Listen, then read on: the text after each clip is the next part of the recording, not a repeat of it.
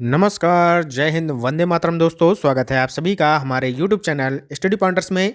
और आज से हम यहाँ पर स्टार्ट कर रहे हैं ईवीएस प्रैक्टिस सेट नंबर 1 यानी कि पर्यावरण अध्ययन का पहला प्रैक्टिस सेट आपके लिए हम लेकर आ चुके हैं। टॉप 20 प्रश्न यहाँ पर हम हल करने वाले हैं और ये जो क्वेश्चन हम यहाँ पर आपको कराने वाले हैं ये आपके केवीएस पीआरटी में काम आने वाले हैं। चाहे आप यूपी टेट की तैयारी कर रहे हों या फिर सुपर टेट की तैयारी कर रहे हों, कोई भी शिक्षक भर्ती से रिलेटेड अगर आप तैयारी कर रहे हैं तो वहाँ पर ये आपका बेनिफिशियल होने वाला है। तो चलते हैं, शुरू करते हैं आज का इम्पोर्टेंट लेक्चर। और अगर आप लोग वीडियो को पहली बार देख रहे हैं तो वीडियो को लाइक और शेयर जरूर कर दें। और चैनल से अगर आप पहली बार जुड़े हैं तो चैनल को सब्सक्राइब कर लेना और बेल आइकॉन को प्रेस कर लेना, जिससे कि आने वाली वीडियो का नोटिफिकेशन आपको समय से मिल सके। तो चलिए शुरू करते हैं। तो पहला क्वेश्चन आपके सामने यहाँ पर दिया है बच्चों, निम्नलिखित में से कौन सा भौतिक वातावरण का तत्व नहीं है।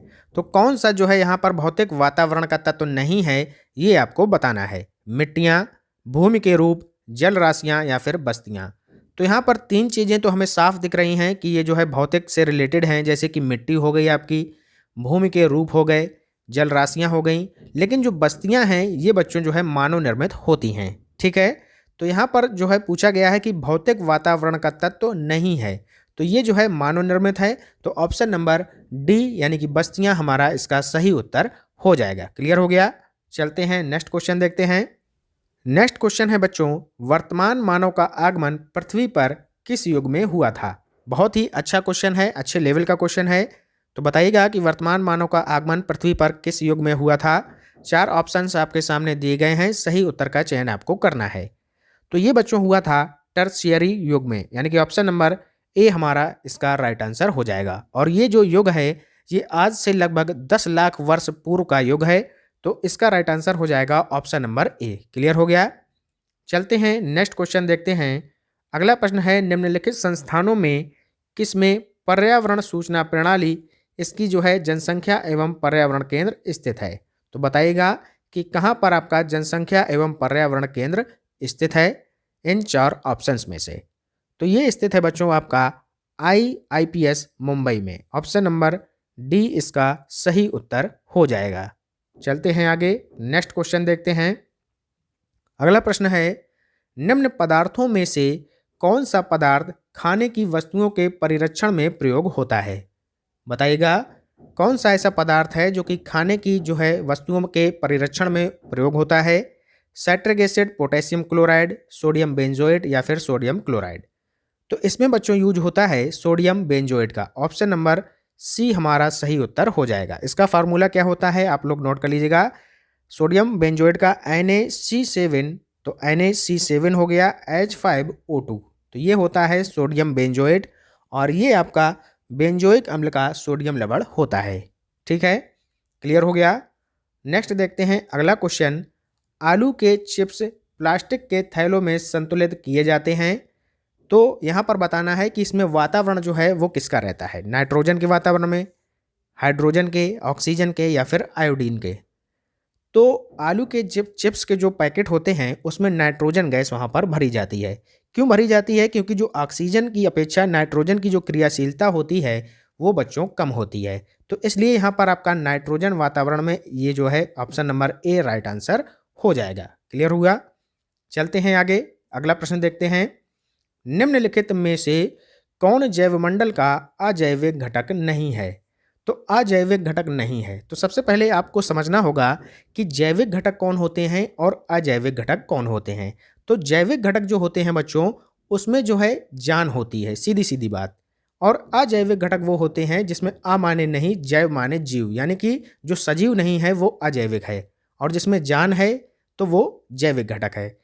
तो यहाँ पर फास्फोरस, मृदा और प्रोटीन ये अजैविक घटक हैं और जो नहीं है वो है कवक। कवक में जान होती है, ये आपका जैविक घटक के अंतर्गत आता है। तो ऑप्शन नंबर बी हमारा राइट आंसर हो जाएगा। क्लियर हो गया। चलते हैं आगे, नेक्स्ट क्वेश्चन। अगला प्रश्न पूछा गया है, निम्नलिखित में से कौन सी कृषि करने की प्रक्रिया पर्यावरण संरक्षण में सहायक है। तो ऐसी कौन सी कृषि है जो पर्यावरण संरक्षण में सहायक है। तो ये हो जाएगी बच्चों जैविक खेती। ऑप्शन नंबर ए हमारा राइट आंसर हो जाएगा। जैविक खेती किसे कहते हैं? यानी कि इसको बोला जाता है ऑर्गेनिक फार्मिंग। ऑर्गेनिक फार्मिंग क्या होता है कि जिस तरीके से आज हम यहाँ पर पौधों को जल्दी बड़ा करने के लिए वहाँ पर कीटनाशक दवाओं का प्रयोग करते हैं खेतों में, तो ये सब चीज़ें वहाँ पर नहीं करनी हैं और हमें वहाँ पर जो है हरित खाद जो होती है उसका केवल प्रयोग करना है। तो ये सारी चीज़ें आती हैं आपकी जैविक खेती के अंतर्गत। ठीक है, चलते हैं आगे। नेक्स्ट क्वेश्चन देखते हैं, पारिस्थितिकी तंत्र के घटक कौन से हैं?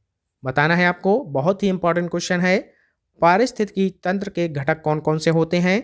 तो इसमें बच्चों आते हैं जैविक तथा अजैविक पदार्थ। ऑप्शन नंबर सी इसका राइट आंसर हो जाएगा, यानी कि यहाँ पर जैविक भी होंगे और अजैविक भी होते हैं। क्लियर हो गया? चलते हैं आगे। नेक्स्ट देखते हैं अगला क्वेश्चन, क्वेश्चन नंबर 9, निम्न में से किस में क्लोरोफिल पाया जाता है? तो बताइएगा कि क्लोरोफिल जो है किस में पाया जाता है? यूग्लिना में, हाइड्रा में, जेलफिश में या फिर साइकॉन में? तो जो बच्चों क्लोरोफिल है ये पाया जाता है यूग्लिना में। ऑप्शन नंबर ए हमारा राइट आंसर हो जाएगा। और ये जो यूग्लिना होता है ये प्रोटोजोआ संघ का एक सदस्य होता है, इसे भी आप लोग याद रखिएगा। नेक्स्ट क्वेश्चन है क्वेश्चन नंबर 10, निम्नलिखित में से कौन सा हार्मोन रक्त में कैल्शियम के स्तर को नियंत्रित करता है? तो बताइएगा, 4 ऑप्शंस में राइट आंसर क्या होगा? कैल्शियम के स्तर को कौन सा हार्मोन जो है नियंत्रित रखता है? तो ये रखता है बच्चों पैराथार्मोन। ऑप्शन नंबर ए हमारा यहाँ पर राइट आंसर हो जाएगा। यहाँ पर एक क्वेश्चन और बनता है कि जो पैराथार्मोन है ये किस ग्लैंड से स्रावित होता है? तो ये जो है पैराथायराइड ग्लैंड से स्रावित होता है। तो ये भी आप लोग याद रखिएगा। चलते हैं नेक्स्ट क्वेश्चन देखते हैं। तो यहाँ पर अगला क्वेश्चन भी ये रिपीट हो चुका है, अभी हमने आपको ये करा दिया है, पैराथार्मोन इसका राइट आंसर था। यहाँ पर आप एक क्वेश्चन हमें बताइए कि जो ओजोन परत है उसकी जो मोटाई है वो किस में मापी जाती है? ओजोन परत की मोटाई किस में मापी जाती है? तो ये मापी जाती है बच्चों किस में? डॉप्सन इकाई में। डॉप्सन इकाई, ठीक है। तो यहाँ पर ये क्वेश्चन आपका रिपीट हुआ था, ये एक नया क्वेश्चन आप लोग पढ़ लीजिएगा। ओजोन परत की जो मोटाई है वो डॉप्सन इकाई में मापी जाती है। चलते हैं आगे, नेक्स्ट क्वेश्चन देखते हैं। अगला क्वेश्चन है कि निम्नलिखित में से कौन सा खाने योग्य कवक है? तो कौन सा खाने योग्य कवक है ये आपको बताना है। कवक यानी कि फंजाई। तो यहाँ पर आपका राइट आंसर हो जाएगा एगैरिकस। एगैरिकस यानी कि ऑप्शन नंबर ए हमारा राइट आंसर हो जाएगा। एगैरिकस का मतलब होता है मशरूम। मशरूम नाम आपने सुना होगा, खाया भी होगा। तो ऑप्शन नंबर जो ए है एगैरिकस का मतलब होता है मशरूम। ये जो है खाने योग्य कवक होता है। चलते हैं नेक्स्ट क्वेश्चन की तरफ। अगला प्रश्न है, अनाक्षी श्वसन का अंतिम उत्पाद होता है। तो बताइएगा अनाक्षी श्वसन का अंतिम उत्पाद क्या होता है? तो यहाँ पर आप समझ लीजिएगा, जो अनाक्षी श्वसन होता है उसमें ऑक्सीजन की आवश्यकता नहीं होती है, क्योंकि नाम में ही छुपा है अनाक्षी श्वसन। तो अनाक्षी श्वसन का मतलब इसमें ऑक्सीजन की आवश्यकता नहीं होती है। अगर बात करें यीस्ट व पादप कोशिका में, तो अनाक्षी श्वसन का जो अंतिम उत्पाद होता है वो होता है ethyl alcohol. Option number B यहाँ पर राइट आंसर हो जाएगा। जबकि यहाँ पर अगर बात की जाए जंतु कोशिका की, तो इसमें जो है अनाक्षी श्वसन का अंतिम उत्पाद जो होता है वो होता है लैक्टिक एसिड। कौन होता है? Lactic acid. किसमें? जंतु कोशिका में। तो ये क्वेश्चन भी आप लोग याद रखिएगा। चलते हैं नेक्स्ट क्वेश्चन की तरफ। अगला प्रश्न है, कुमिस एक प्रकार है। तो किसका एक प्रकार है ये आपको बताना है। बहुत ही अच्छा क्वेश्चन है। कुमिस जो होता है ये किण्वित दूध का एक प्रकार होता है। ऑप्शन नंबर ए हमारा यहाँ पर सही उत्तर हो जाएगा। क्लियर हो गया? चलते हैं आगे। नेक्स्ट क्वेश्चन है, वर्ट एक है। तो वर्ट क्या है ये आपको बताना है।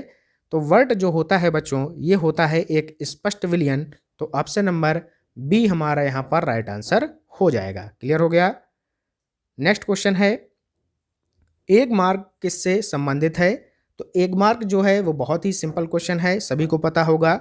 ये गुणवत्ता को दर्शाता है। तो ऑप्शन नंबर ए हमारा यहाँ पर राइट आंसर हो जाएगा। चलते हैं आगे, नेक्स्ट क्वेश्चन देखते हैं। अगला प्रश्न है यहाँ पर, यदि कोई निर्माण कंपनी CGMP नियमों का पालन नहीं करती है तो क्या होगा?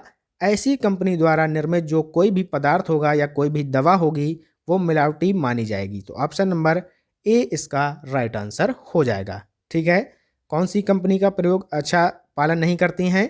तो CGMP इन नियमों का अगर पालन नहीं करेंगी तो ऐसी कंपनी की जो दवाएं निर्मित होंगी उनको यहाँ पर मिलावटी माना जाएगा। क्लियर हो गया? चलते हैं नेक्स्ट क्वेश्चन देखते हैं। नेक्स्ट क्वेश्चन है, कौन सा भोजन समूह किलो कैलोरी प्रति ग्राम आधार पर ऊर्जा प्रचुरतम है? तो किसमें है प्रचुरतम? तो ये होती है तेल एवं वसा व दृढ़फल व तिलहन में। ठीक है, वसा में ज़्यादा प्रचुरतम होती है क्योंकि 1 ग्राम वसा से 9 किलो कैलोरी ऊर्जा प्राप्त होती है। अगर वहीं हम बात करें प्रोटीन की तो 1 ग्राम प्रोटीन से केवल 4 किलो कैलोरी ऊर्जा प्राप्त होती है। ठीक है, तो वसा में अधिक होती है, ये आपको याद रखना है। चलते हैं आगे नेक्स्ट क्वेश्चन। तो नेक्स्ट क्वेश्चन फिर से ये रिपीट हो चुका है, तो यहाँ पर आप लोग एक नया क्वेश्चन नोट कर लीजिएगा। आपको बताना है कि पृथ्वी दिवस कब मनाया जाता है। क्वेश्चन पूछा जाता है पृथ्वी दिवस, तो विश्व पृथ्वी दिवस ये मनाया जाता है 22 अप्रैल को, याद कर लीजिएगा। अगर आपसे पूछा जाए कि विश्व जल दिवस कब मनाया जाता है, तो ये मनाया जाता है बच्चों 22 मार्च को, ये नोट कर लीजिएगा, इंपॉर्टेंट है आपके लिए। और एक क्वेश्चन आता है 22 मई, तो 22 मई को क्या मनाया जाता है? तो 22 मई को मनाया जाता है आपका विश्व जैव विविधता दिवस। तीनों 22 की डेट हैं, आप लोगों को याद रखना है, बहुत पूछे जाते हैं इसलिए हमने आपको यहाँ पर बता दिया। चलते हैं आगे नेक्स्ट क्वेश्चन देखते हैं, और ये होगा आज की क्लास का हमारा अंतिम प्रश्न। रेशेदार मूल का उदाहरण यहाँ पर क्या है, ये आपको बताना है। तो रेशेदार जो मूल होते हैं ये उदाहरण है किसका? मक्का का। ऑप्शन नंबर सी हमारा यहाँ पर राइट आंसर हो जाएगा। ठीक है, क्लियर हो गया? तो ये सारे प्रश्न थे जो कि आज हमने यहाँ पर लिए थे, और वीडियो आपको कैसा लगा और आपने इन 20 क्वेश्चंस में से कितने सही किए, इसका जवाब आप लोग हमें कमेंट बॉक्स में दे सकते हैं।